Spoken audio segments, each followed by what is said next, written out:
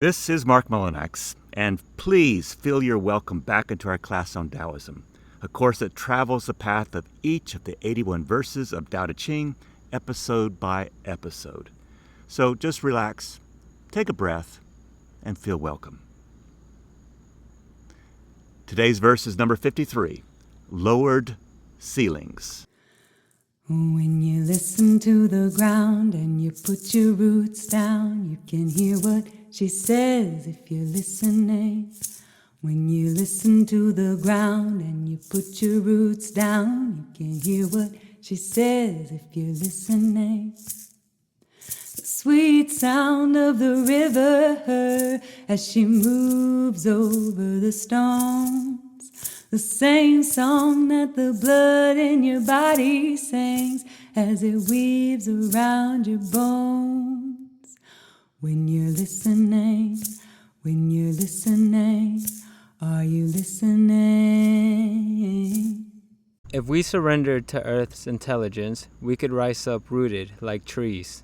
Instead, we entangle ourselves in knots of our own making and struggle, lonely and confused. So like children, we begin again, to fall, patiently to trust our heaviness. Even a bird has to do that before he can fly. That is from Rainier Marie Rilke's Book of Hours, Love Poems to God. Thank you. Today's reader is Melvis Madrigal. Melvis describes himself this way. An individual trying to find his way in the world, with a number of different experiences and cultures potentially clashing together and trying to make the best of it all together and untangling it for a peaceful, tranquil understanding of life. That's a cool way to describe yourself. Thank you. And as always, I'm willing to include you, dear listener, in this podcast, like Melvis today. Also, please consider this. After we finish our 81st verse a year or so from now, would you like to continue this podcast with me with a new focus? I'd like to interview you. Yes, you. As many of you as possible on the theme, My Favorite Verse of Tao Te Ching. It'd be a podcast where the two of us would gather in person or virtually and just talk through and discuss your favorite verse, your history with it, where it's taken you. We'd also discuss which Tao Te Ching version seems to be the most helpful and why. And what does your family and friends think of your fascination with Tao? Again, you don't need to be an expert. I think we would all profit from a bunch of non-expert views of how Tao and Taoism affects us in the various and diverse marrows of our living. So please chew on that with me. My email address to contact me is in the show notes if being on this podcast now or in the future interests you. Please write and we will start the scheduling. So, verse 53. There's a couple of places in Tao Te Ching where an autobiographical voice of Lao Tzu seems to emerge. We experience this first very strongly in verse 20, Nowhere to Turn. And I would urge you to pause this episode right now and go back and reread that verse. That concludes like this. When Lao Tzu finds his toughened resolve to stay connected to the mother path of Tao. Ordinary people seem to act purposefully, but my obstinate and thick-headed mind is all I know. They appear savvy, yet I feel muddled. Like flotsam adrift on the sea, I have no place or refuge in their efficient, convenient world. Because I cherish sustenance only from our great Mother Tao, I feel my utter difference from others. Now, I think that same voice has returned to us in today's verse 53. So, Melvis, would you please get this verse going for us now? Verse 53, Sideways. Only in utter simplicity can I walk the Great Tao path. Wandering off to some sideway is my great fear. The Great Tao path is straight and level, but people love sideways. When centers of government maintain themselves in splendor, farms and fields go untended, storerooms empty out. Meanwhile, the fashion-minded flirt in their colorful clothes that only half hide their swords and overeat and drink excessively. Focused on excess, their snobbery is so much robbery. Really, this is not true Tao. Thank you. Here, Lao Tzu reminds perhaps his younger self that experienced that utter loneliness in verse 20, that there is ever a better path, a higher Tao, a deeper course, and a wider track that we can follow if we would will to know a path of life with heart, our mind, with soul, with body. Don't get fooled by the side ways, to use the wording of this verse 52. Lao Tzu reminds himself that his ancient path in which he is rooted is straight and level, though he understands the ways people go sideways, that is, leaving important matters untended as they hype themselves up on the latest fashion, the colorful bling, and the numbing of body with excessive intakes of food, drink, and substance. Ursula K. Le Guin's version of this verse in her Tao Te Ching has this simple but devastating footnote commentary. So much for capitalism. This conspicuous snobbery is so much robbery and hardly a path of truth and heart. And as we've noted often before, to compromise one's path and truth, one develops these side hustles, or in this verse, sideways, or ways going aside. When you're listening, are you listening? When you're listening, are you listening? The Great Way is like a grand thoroughfare, smooth and easy to travel, perfectly straight and free of detours, and there is nowhere it doesn't lead. But people are in a hurry. They take shortcuts and get into trouble and become lost and don't reach their destination. The sage only worries about leading people down the great path. This is Lu Hixing. Thanks again, Melvis. There's some great wordplay in this verse, and I am a sucker for some good old word nerdery. First, as you know, Tao and the word for path are the same word in Chinese. Path is Tao. Tao is a path that something takes. We've seen this ever since verse 1. In my translation for verse 53, sideways is my pun on the Chinese word Ching, which means side path. Lao Tzu suggests with Ching the sense of someone turning aside from one's true Tao or goal, that is, to get off their path, going aslant or obliquely, even having things go sideways. You know, those numerous deviating byways and sidetrackings into which our untamed thinking goes because we try to have too many thoughts simultaneously. You know, multitasking and its cousin deviations. The Urban Dictionary talks about the modern use of sideways like this. 1. To approach somebody with dishonest intentions. 2. To disrespect somebody, especially in their own house. And 3. To flirt, especially if the flirting is unwanted or behind their significant other's back. Second wordplay. The Chinese word for robbery is also pronounced Tao, an intentional pun on the part of our author. In Mandarin, or Chinese, robbery and the Great Tao are homophones, or two words with the same pronunciation but different meanings, origins, and spellings. For example, in English, the words N-E-W, new, and K-N-E-W, new, are homophones. Mandarin readers and listeners to verse 53 would get this pun because it highlights the contrast. This robbery Tao is most definitely not Tao's way. For English readers, a similar sentence would read and sound something like this. And this is my own creation. Without the resolve born of stillness, one is more likely to steal.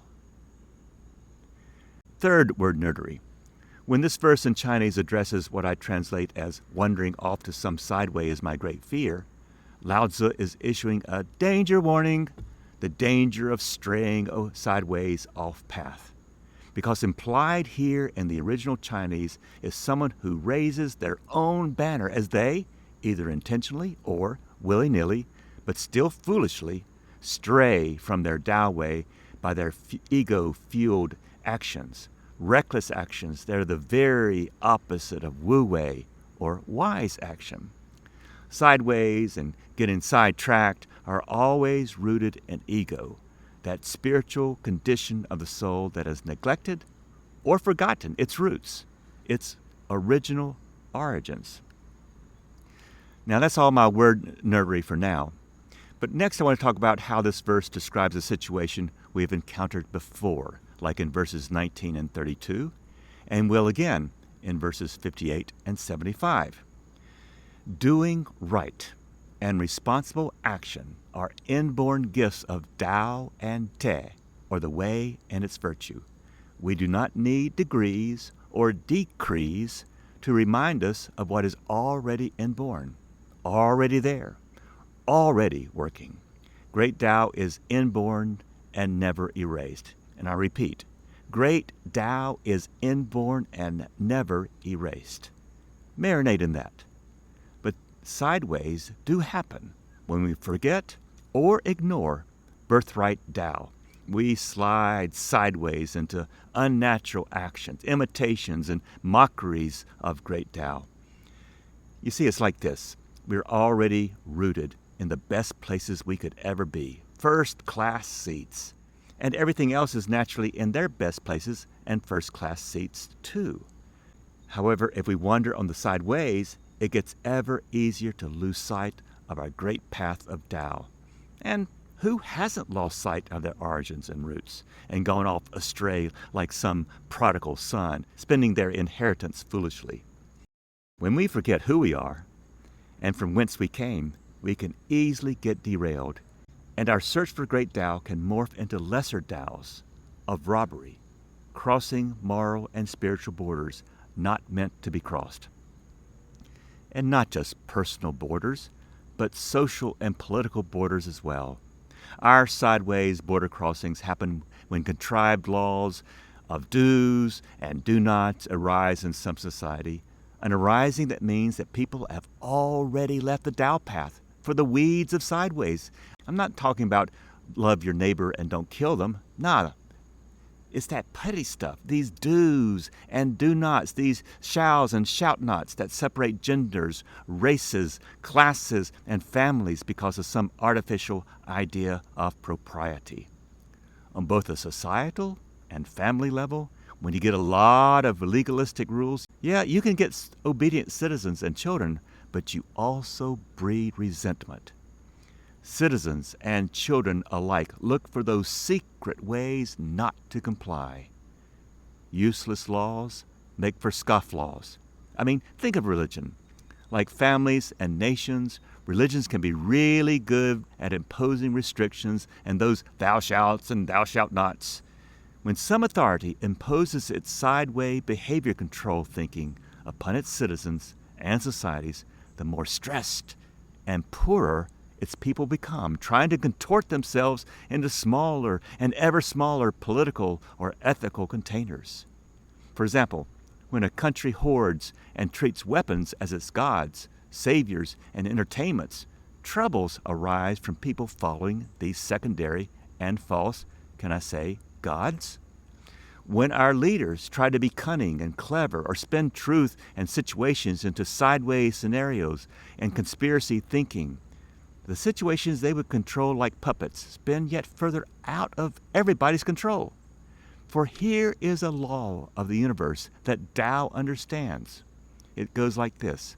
When some authority tries to fix things by passing more laws, they only increase the number of petty criminals. Authorities want the efficiency of conformity, but their laws have these sideways, unintended sometimes, effects. For anybody on a short leash, like myself under my old religion, or like children in tightly controlled environments, people will spend their creative energy finding shortcuts through all the regulations and their compliance. So things go sideways precisely because someone has lost sight of what's important.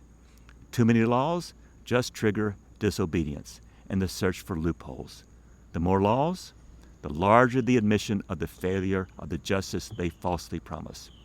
The principle here is the tighter one weaves or controls things, the more loopholes, gets created. Here's how a Chinese philosopher, Sun Chang-Xing, describes what happens when a state meddles into affairs into which it has no entry permit. When the court ignores the affairs of state to beautify its halls and interrupts farm work to build towers and pavilions, the people's energy ends up at court, and fields turn to weeds. Once fields turn to weeds, state taxes are not paid, and granaries become empty. And once granaries are empty, the country becomes poor, and the people become rebellious. When the court dazzles the people with fine clothes and threatens people with sharp swords and takes from the people more than it needs, this is no different than robbing them. All a state, a society, or family needs to do is just provide a smooth path, like a smooth Tao, for everyone to share its benefits. Anything else is just sideways robbery. When you're listening, are you listening?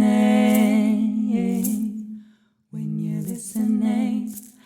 you're listening, are you listening? Finally, this verse 53 would have us avoid the sideway called hypocrisy, a word that suggests playing a false part just to win social approval.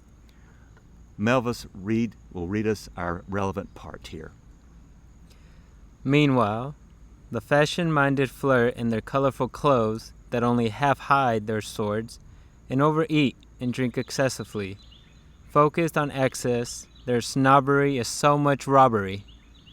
This word hypocrisy deserves a bit of discussion, but I'll limit it to this. Hypocrite is the word Jesus uses to describe those who trump up and trumpet their faith as a real thing, but it's all an act. To this day, hypocrite remains, quote, one who falsely professes to be virtuously or religiously inclined, one who pretends to act or believe other than his real ones. Hence, generally, a dissembler, a pretender. And that's from the Oxford English Dictionary, 2nd edition. When the religious are perceived as hypocritical, this is the number one reason why a religion today conveys a high negative sense in many non-believers. So let's conclude here. This verse speaks to our inner world. Our attention gets easily distracted by our temporary and short-lived passion for colorful clothes, culture, belted swords, drink, food, wealth, and goods at the very times when we would be more wise to pay sincere attention to important matters, like how do the poor live with fields overgrown and storehouses empty, or as the products of failed government policies. The failing of society's governments are simply an extension of the failings we begin or continue in our personal lives. In our personal sideways, don't we just pass the buck of not being responsible from government to society to individual? And no one sees anything wrong? Please remember, finally, we are rooted deeper than anchors in the way of the universe itself. Let go of the sideways and rejoin the great way. Your homework, if you choose to accept it, go through your life and identify some sideway or sideways that you may have gotten stuck on. This sideway could be represented by a thing, a passion, an addiction, a marriage, a career, whatever. Did you get over that sideway and rejoin your truer self? And now, what about today? Any sideways you want to confess to your Tao self? I'll let you grade your own assignment. Now, Melvis, to your great question. Could you read it for us, please? In relation to verse 53, sideways is the notion of a path through the forest, a trail between the trees, cleared by those before us. So wouldn't taking that path only be able to lead us where they have gone and not necessarily be our own? Juxtaposed, how far must we go off the path or sideways before we realize we are off of it at all? Wow, thank you so much. I think the answer lies in the simple word compromise. Now, when I use the word compromise, I'm not thinking of my marriage, which may contain some mutual compromises so my partner and I may live together. You see, I don't buy asparagus, which I love, because my spouse doesn't care for it. So I compromise. But that's small potatoes. The word history of the word compromise is interesting, though. It comes from the Latin compromissus. Com means together, and promissus is promise. So to make a mutual promise to accept an arbiter's decision. In the 1500s, the meaning of the word evolved to include a back and forth process of negotiation by mutual concessions without an arbiter. In the 1690s, a negative spin was added, suggesting that to be compromised included exposing oneself to risk or hazard, thus endangering one's reputation. So, to be compromising and to stay in a compromising mode is ever to lower the ceilings of outlook, expectation, and worldview. For in a state of compromise, we may pay out of our soul's riches to someone or some state out of a sense of owing them something to get something that doesn't enliven you in return. In other words, you compromise your values just to keep the peace, all the while a problem gets swept under the rug. This is sideways in action and in effect. So Melvis, verse 53 to me says that living the compromised existence is to live as an actor, as a hypocrite, as a less than principled or at a lowered ethical level.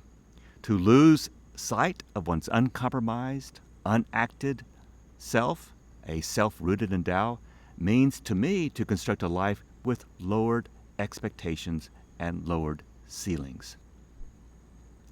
So instead, let's rehear a line from verse 12. Only mindful needs, not mindless desires, guide the sage. Focused thus, one knows exactly when to let go and when to hold on. The way I see it, or try to see it, is that life is a wondrous, miraculous, jaw-dropping experience, moment by moment by moment. That is, just being aware of being alive, awake to all the processes and beings that have contributed to me just being here. That's a great place to inhabit. Being uncompromisingly mindful, we can be alive to this amazing existence. The good news, Melvis, is that a disciplined, non-acting, uncompromised, mindful mind is powerful. Power for peace. A peaceful mind is a mind with free will to observe, free to practice attention in and to the present moment. I've said it here several times, and I repeat it now. We become pretty much what we practice. We do always have a choice to practice mindful attention or not use choice and get lost in the 10,000 byways of thoughts, anxieties, and actions. Mark, I really wanted to respond to this. In terms of my question in relation with verse 53, what I meant by a path through the forest or a trail between the trees cleared by those before us and only being able to lead us where others have gone was essentially, wouldn't it be then in my best interest to take a sideway or side route where it would be my own and I create it as I go? To create your own path. I see. Well, you're talking with someone who has been very distrustful of the usual paths that society enables us to go. You know, I grew up being a male and all that maleness, and it's testosterone poisoning. Do I want to keep on following that? Okay. I get the idea that we want to go where a lot of people have gone because it may be the safest place, maybe the most direct route. And yet it's well explored. And I'm not saying that they're going to be always wrong, but it may not be right for Mark or Melvis. It may not be right for Mark or Melvis. At some point, you're going to have to figure out, I guess what Carl Jung was saying, figure out what your passion is, what it is that you do well, and you're forming this primary self that is basically, essentially you, or basically, essentially me. If I'm always following the well-beaten paths, will I ever listen to my own heart beating? What do you think about that? I like it. Yes, and this might be a very big or vague question. What I was thinking of as you were talking there was, how would I differentiate if I'm creating my own path, or if it's my ego trying to lead me and confuse me in a side way off the path or Tao? So how would you know when you start to feel poisoned? Yes. Yeah, okay. First of all, I'd recommend having a mentor. One person, not a bunch of people, but having one person who will help provide one the experiences of, going at life alone. Okay? I just don't think we differentiate ourselves, to use Carl Jung's words, until we find that path that is alone. And I'm not saying lonely, but is a path that no one else has taken. So we then explore that. We are pioneers, and we're making basically our own lives. We are constructing our lives as we go down this path. Is that going to be a sideways? It may be a way that is different from the usual ways, of course. Yeah. I mean, you are different from your family, right? Correct. Different from your culture. You've made these commitments, yes? Yes. Okay. I won't ask you to tell people what they are, but we've all done this, and probably that decision was made in contemplation of what we want to be or what we think we should become, versus all those voices that have told us, do this, do this, do this. And yet we have to say, no, thank you. So I'm distrustful of a bunch of voices. Okay, I really am. Okay, I may follow the crowd when it comes to getting down to Atlanta the shortest possible way, but if I want to have a real experience getting to Atlanta, I will forge my own path. And you can make a metaphor of that as much as you want to. So, did I get anywhere close? Yes, you did. I like that metaphor of traveling. Okay, yeah, all right. So, we travel, and sometimes we travel with others. When we're with a lot of others, just be careful of the crowd. I'm sounding like my parents. I'm sorry about that. But be careful of the crowd. And then always be aware of where one's own voice, where one's own heart is speaking. And develop that patience to listen to what's going on inside. What is getting fed? What is not getting fed? Okay? Because where you are finding yourself being fed is your path of Tao, I think. Okay? Yes. Thank you. Thank Okay. you, Mark. I All right. appreciate that. Okay. I hope I was helpful.